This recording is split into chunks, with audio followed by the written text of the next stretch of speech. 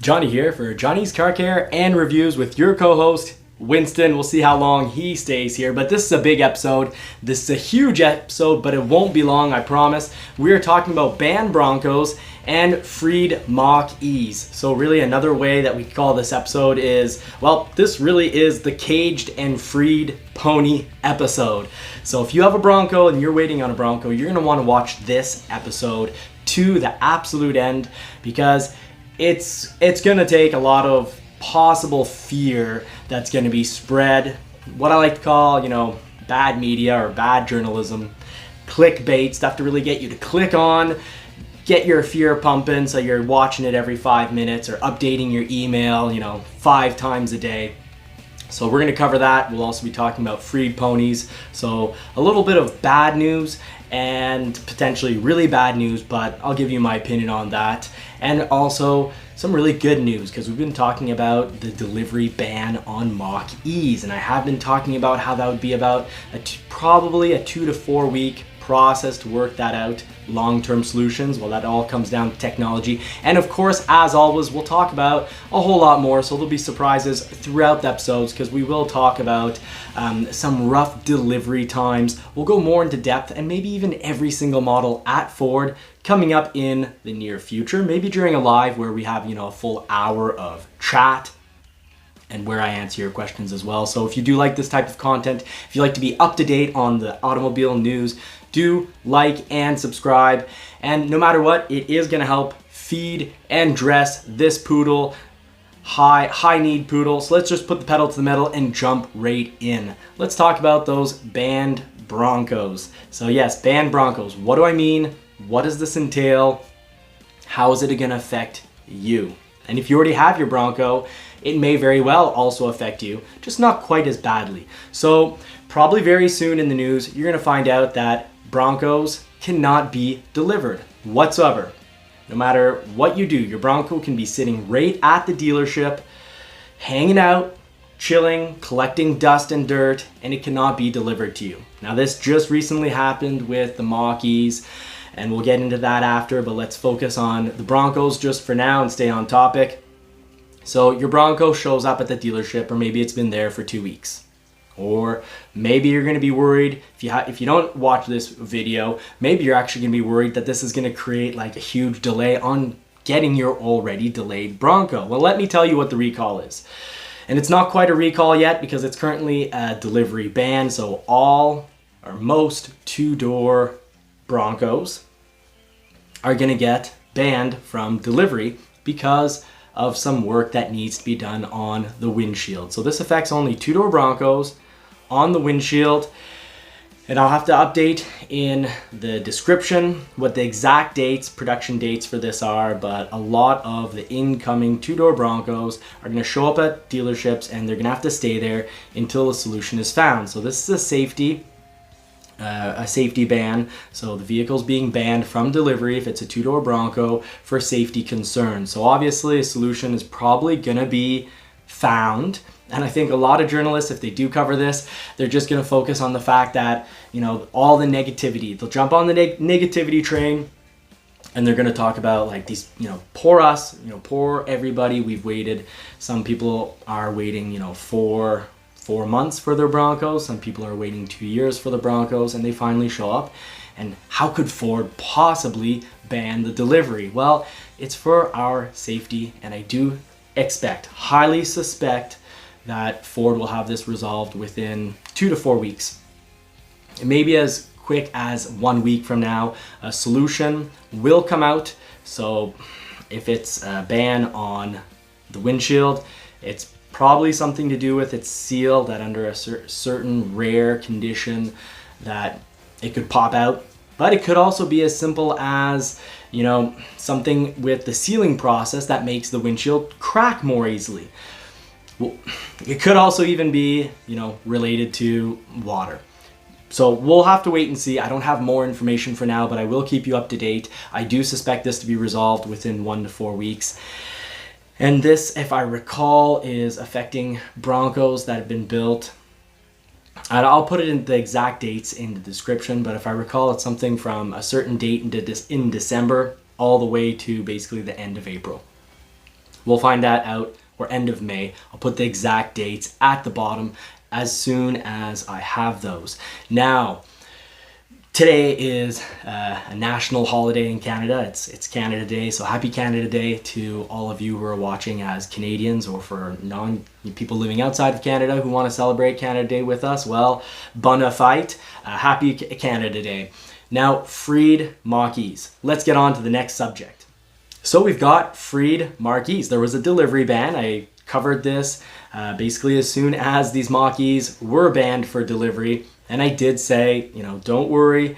I highly suspected for that as well, that a solution would be found within 2 to 4 weeks. Now, it's been about 2 weeks, and about 3 weeks. The solution has been found. It's reprogramming.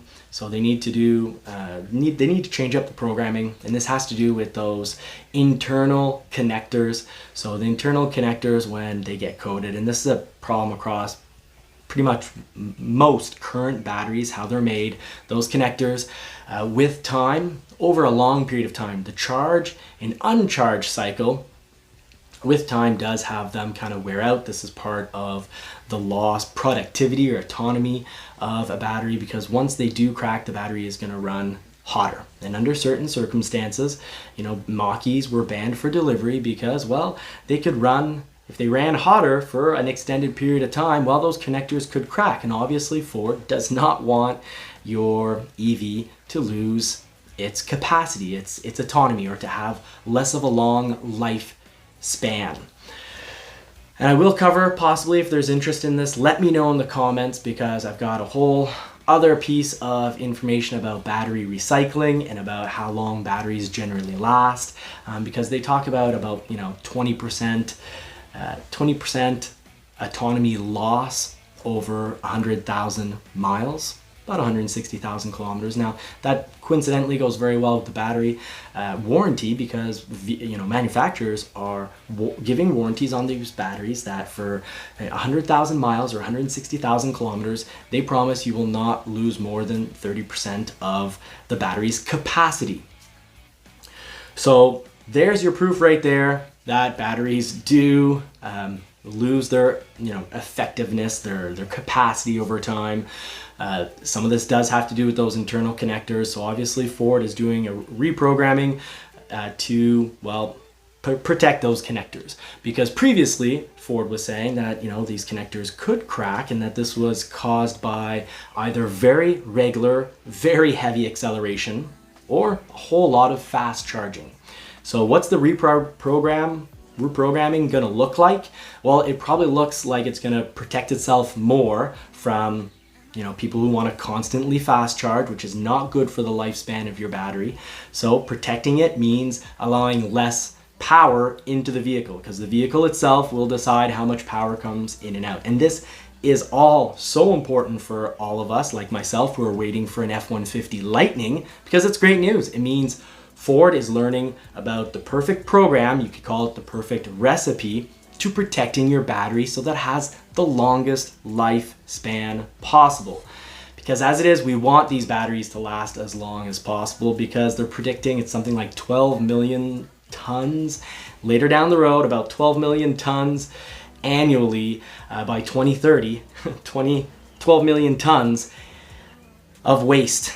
And it's not an easy process to recycle these batteries. And once they get below their 70% effective capacity, once they've lost 30% of what they can do, their autonomy, their charge times, their capacity to hold a charge, all these specs that we're not used to talking about in regards to a battery. It's a little more, it's different than just torque, horsepower, and acceleration.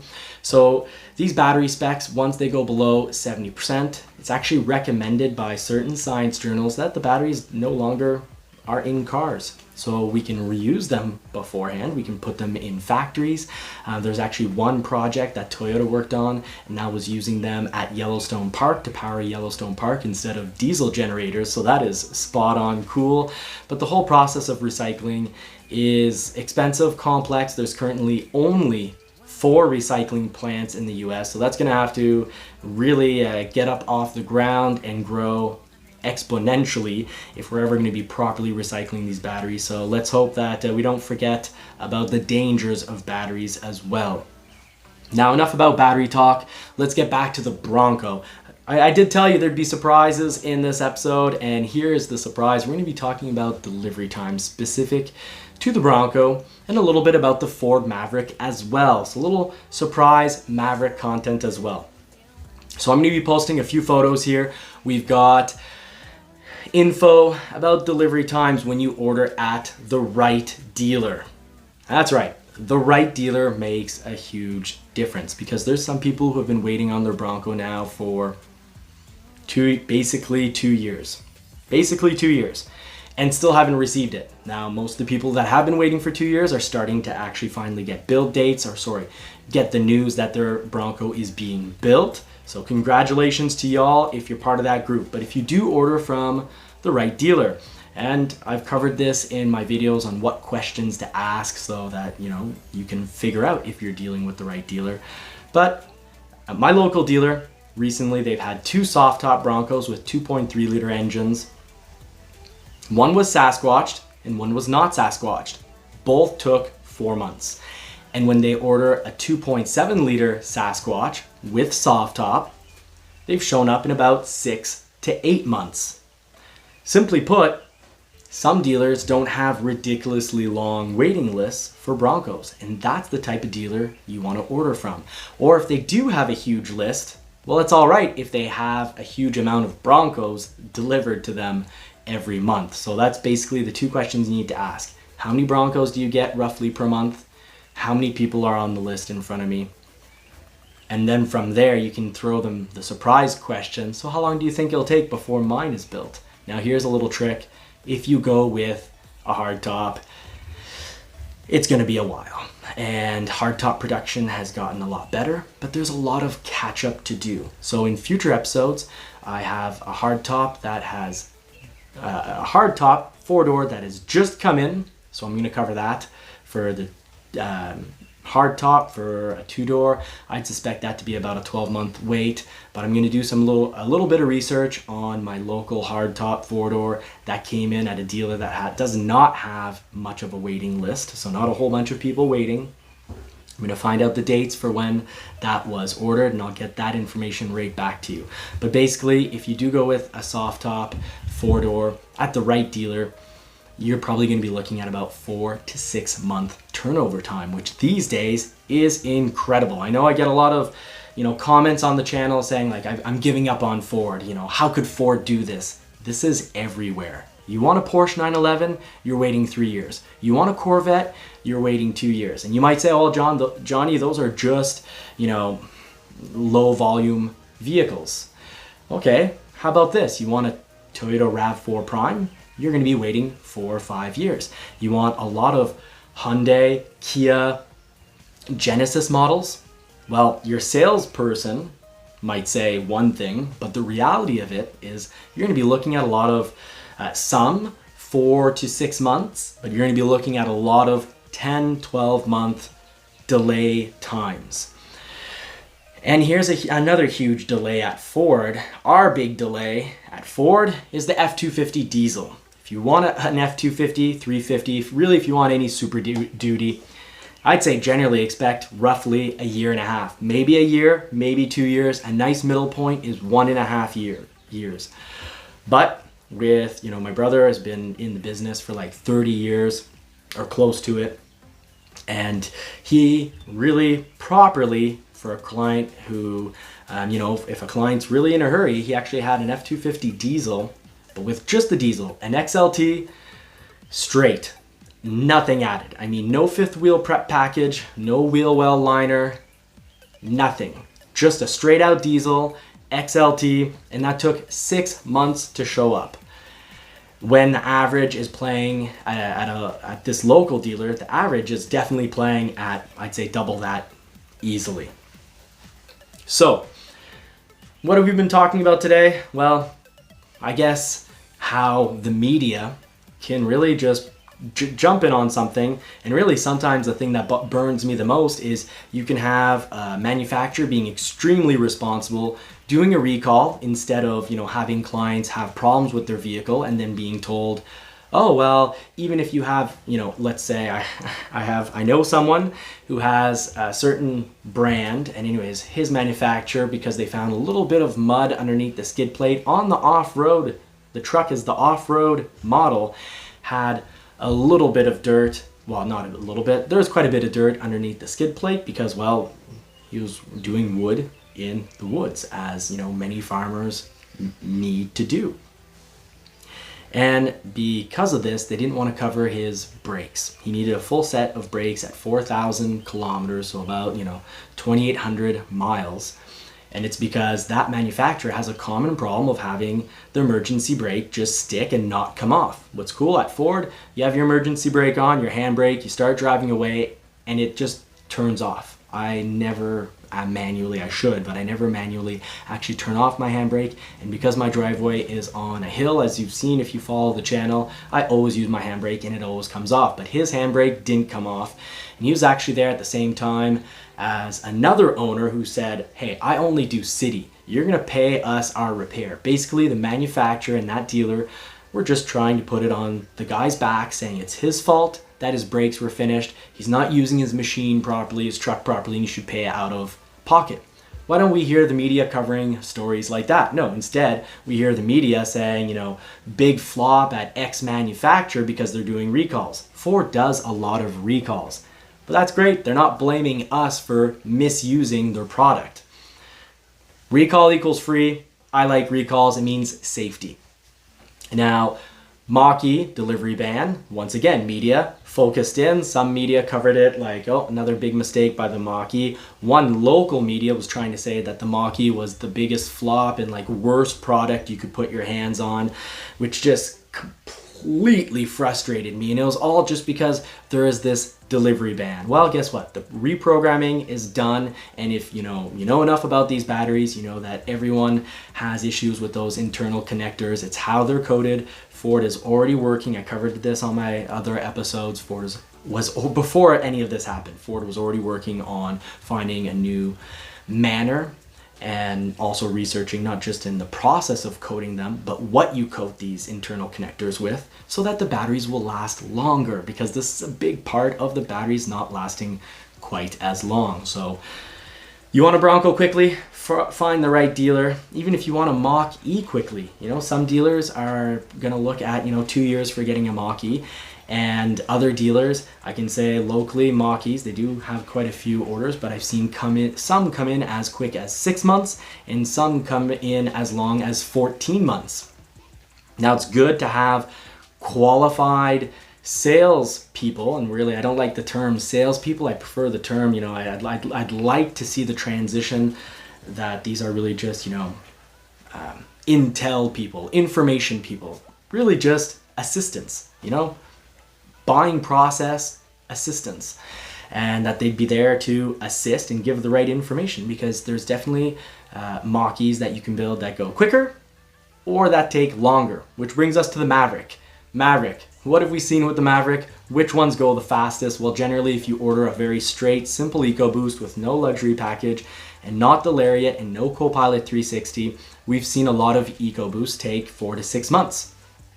And as soon as we have the exact same simple build as a hybrid, well, what have we seen?